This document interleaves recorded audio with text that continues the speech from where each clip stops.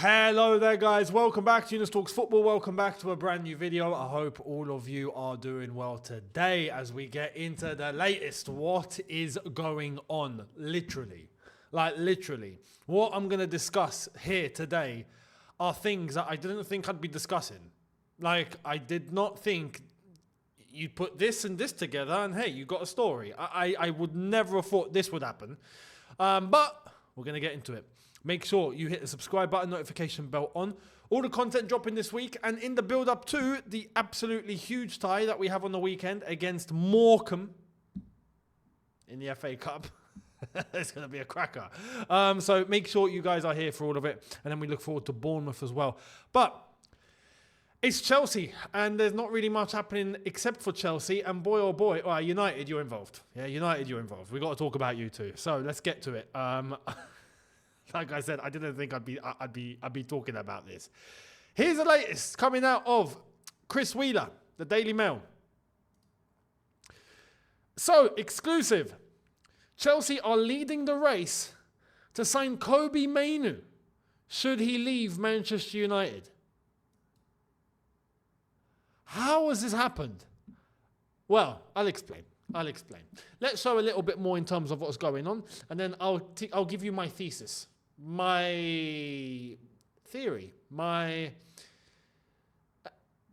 big up Matisse analysis into the situation, into all of this. So let's get into it. Chelsea hold Mainoo in high regard at Stamford Bridge and is on a list of possible transfer targets, but it is no more than that right now. Listen, as far as I'm concerned, yeah, there's gonna be people that are gonna look at this and go, oh yeah, no, Kobbie Mainoo, yeah, brilliant, yeah. It's not happening. End of story. It's not happening. Two reasons. One, this is nothing more than PR. And when I say PR, because I know there's some people, I got a few comments on Twitter as well. So let me. I was gonna say acknowledge this. Let me explain how this works. PR isn't solely exclusive to Chelsea. So can we just get rid of that, right? Because the moment me or anyone says PR, they automatically think, the Chelsea owners. It's not exclusive to them. We do have a massive PR machine at Chelsea Football Club. We know this, right? And we've been through it through multiple transfer windows. So let's act not like it does. Let's not act like it doesn't happen. But when it comes to this is on the Man United end. This came from a Man United affiliated journalist, right? Someone that reports mainly on Man United. Why do you think it's been done? One, like I said, it's PR. Why? Because Chelsea are not going to pay this guy £200,000 a week. He's meant to be in contract negotiations with Manchester United. And what happened there? Let's get to point number 2. So let's take a look at this. This is the latest on Kobbie Mainoo. This is what was going on with Kobbie Mainoo before all of this link with Chelsea all of a sudden popped out of nowhere. Check this out. So Man United were struggling to tie Garnacho and Kobbie Mainoo down to new contracts, right? They are in discussions. They were looking to get new contracts done. Now, doesn't mean that it's impossible for them to sell Mainoo or Garnacho, but I think we've all been watching the game long enough to know when an agent wants to get a story out to try and influence a situation. There you go. It's nothing more than that. Chelsea might legitimately be interested. They're not stupid. They'll know things. Oh, Kobbie Mainoo could be up for grabs. Okay, we might consider this one, right? Possible. But is Kobbie Mainoo going to leave Manchester United? I don't believe there's a chance in hell. And this story of linking him to Chelsea is only going to get I'd be surprised if this doesn't happen. It should get Manchester United to act faster and to give Kobbie Mainoo the contract he wants. Agents are at work now. Before it used to be player and club. Now it's player, club and agent in the middle, constructing the whole thing, pulling the strings, and then they take their piece of the pie. Sam C tells us this in relation to Mainoo and the latest at United. There have been brief discussions between Kobbie Mainoo's agent and Chelsea, but no significant progress has been made at this stage. I understand. Well. Of course he's talking to Chelsea. Of course, because the link isn't going to come out of thin air. So let's keep reading. Meanwhile, Manchester United are actively working on securing a new contract for him. It's clear to all involved that Kobbie would prefer to remain at Man United, and Ruben Amorim loves the player. Told United's main priority has been on a renewal for Ahmad once done.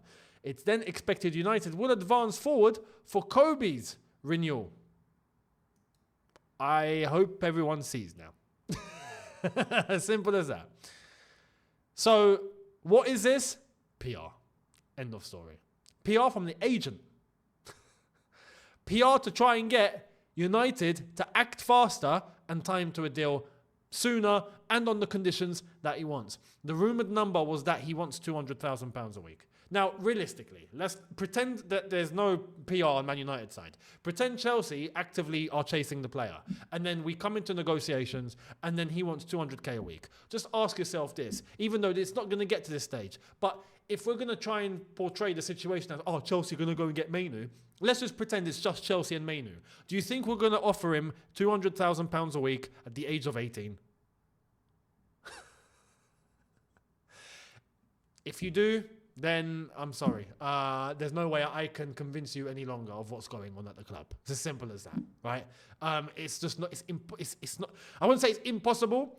You know, if you get an absolute star, right, at that age, if it was Lamine Yamal, right, and Chelsea are going for him, and it's like he wants 250k a week, you'd think maybe Chelsea go, okay, you know what, we're going to make an exception. But even then, like, there's a wage structure now, there's a certain limit, and there's just not going to be any way to surpass it, and especially for someone like Kobbie Mainoo. Kobbie Mainoo, I think, is a good player as well. Let me try and analyse this on Kobbie's part too. Kobbie Mainoo, good player. For his age especially, good player. I think Kobbie Mainoo is a midfielder that can become a top player and a first-team man for Manchester United. I do believe that because he's got ability. He does have ability. However, Kobbie Mainoo is not an exception here. Many young players that begin to show big promising signs early will then be blown up to be made to look like superstars, and they haven't even made it yet.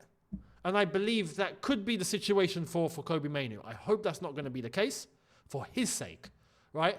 But 18, 19 years old, and then that's it. You give him 250k a week. You are it. You know, the media starts portraying everything like he's about to win the Ballon d'Or. Like all of a sudden he's a superstar. That's the wrong way to go about it. And unfortunately, that's just the English media. Yeah, the English media specifically do this a lot. This is why we kill players young. This is why we find a lot of English young players, right, who peak early and then they fall off early, or their bodies break down because they can't handle it anymore. Or, not just in terms of that, but mentally, some players no longer take themselves seriously because they think, I've made it. I am the shit. I am it. You know what I mean? And then they stop working hard. They get complacent. They start stagnating, and then they just fall off. It happens a lot, and the media are more so responsible for why that is the case in England. So, Kobbie Mainoo, I hope he just keeps his head down and he realizes what he still has to do, and he doesn't ask for too much too soon, and just keep going, because the talent is there. And I think he can be a top player. But is he there yet? No. Would you logically pay him 200k a week now? No, I wouldn't. So, do I believe he'll sign a new deal at United? Yes, I think he will. I don't think United will let him go. They've got a hard time with the United fans as it is at the moment. I don't think they're going to let Kobbie Mainoo go, or Amad Diallo in that case too. Or Garnacho, even, if I'm being completely honest. So, that's that. Let me know your thoughts. This is why, look, this Kobbie Mainoo story, as far as I'm concerned, it dies today. It's not happening. It's not happening. No chance. So, I hope I've made that clear. And let me know your thoughts down below. Now, again, they say, okay. See, now what I'm about to show you now is PR on Chelsea's side? Yeah, let's get to it. Here it is. Nico Williams has a host of suitors. Arsenal and Chelsea are high among them. We've been here and done this already. For the same reasons I just mentioned. Yeah? We were linked with Nico Williams when it was a link. And we were there. And we were hearing numbers. And we were looking at how far things were going. And what happened? We know how much he asks for. We know what his salary is. There is no way on Mars or Earth or Saturn or Jupiter or Pluto, yeah, that Chelsea are going to pay this guy that money. No chance. Over 200k a week, nearly 300 for Nico Williams. Actually, what is his salary? I'm going to look this up right now. Yeah, I'm going to look this up right now. It'd be in excess of 200k a week. Because he's currently on 200k a week. Gross. Apparently, gross. But you're not going to give him the same salary. You're going to give him more. So it basically comes to about that anyway. Chelsea had the chance to get Nico Williams. We didn't pursue it any further because of that point. The transfer fee won't even be too much. But the salary is the issue. If this salary thing wasn't an issue, we would probably have 3 or 4 ballers in the team right now. Big ballers in the team. But we don't. Because we've chosen the direction. The club have chosen the direction that they want to go in. We had the chance to sign Nico. Not happening. Now this pops up again. It's not happening. It's not happening. Now, are Chelsea going to prepare for the, as far as I'm concerned, inevitability of Mudryk's situation, which, by the way, where is that B sample? We were meant to hear within 72 hours. Maximum 5 days. I swear it's been 2 weeks. Where's the result gone? I believe that, you see, that is a case of the club, I'm pretty sure, behind the scenes are placing things in terms of how it's going to be, how it's all going to be released to the public. Yeah. In what way is this going to be done? Because they got to think hard about this, yeah, to try and limit the amount of damage that can come from this. So I'm not surprised it's taken this long. I'm sure they're putting the building blocks in place to try and limit all the damage that will come out from it. But we know the situation. Are they going to prepare for a winger? Personally, with Esteval Willian heading over in the summer, I don't think there's much point. If we've got Sancho and we've got Neto and we've got Madueke, I think for the end of the season, till the end of the season, I think that's enough. But, you know, and even Felix as an option if we have to. Palmer is an option as well if we really have to.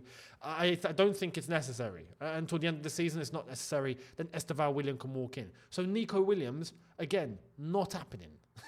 Not happening. PR.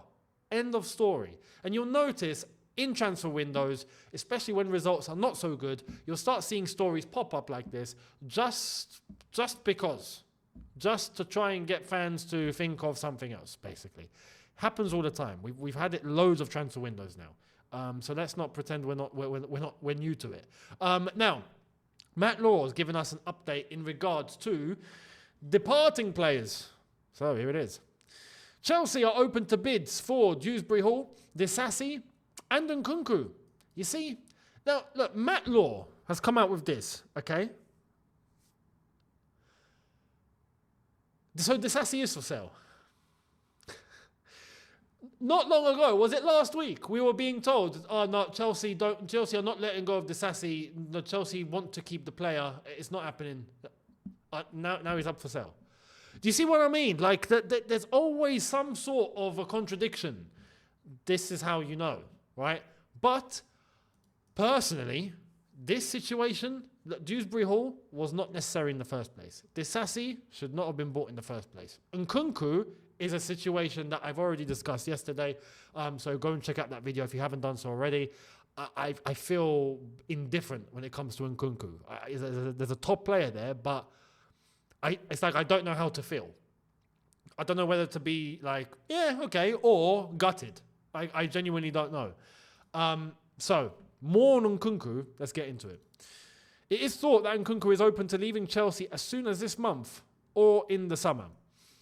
And I'm not shocked. I'm not surprised. The same reports are coming out from France at the same time. So this is where it's when you get you get Matt Law, you get French reporters on that side of the channel all saying the same thing at the same time. Yeah, at this point there's definitely something to it. Here is Romain Collet-Gaudin. I hope I've not butchered the name. But he's basically saying that PSG are looking to bring Nkunku back to the club, and it seems like a decision will be made, and it can happen this transfer window during the winter. Again, is Nkunku actually going to leave in Jan? That's what I'm thinking. Like, is he actually leaving now? You know, in the summer, without a doubt, I think Nkunku's definitely gone by the summer. But is he gone now? Like, I didn't think that would be the case. I thought he'd stay until the end of the season. But yeah, Sam C has put this out. Christopher Nkunku not entirely happy with his playing time at Chelsea currently and isn't close to the idea of leaving this window if Chelsea allow. As per Ben Jacobs, PSG could be one to watch. Kolo Muani could also then move on. I know what you're thinking. You've just thought what I've just thought, and I know you have because I've thought it, and I'm like, well, this is pretty obvious. If Nkunku goes one way, is Kolo Muani going to come the other way?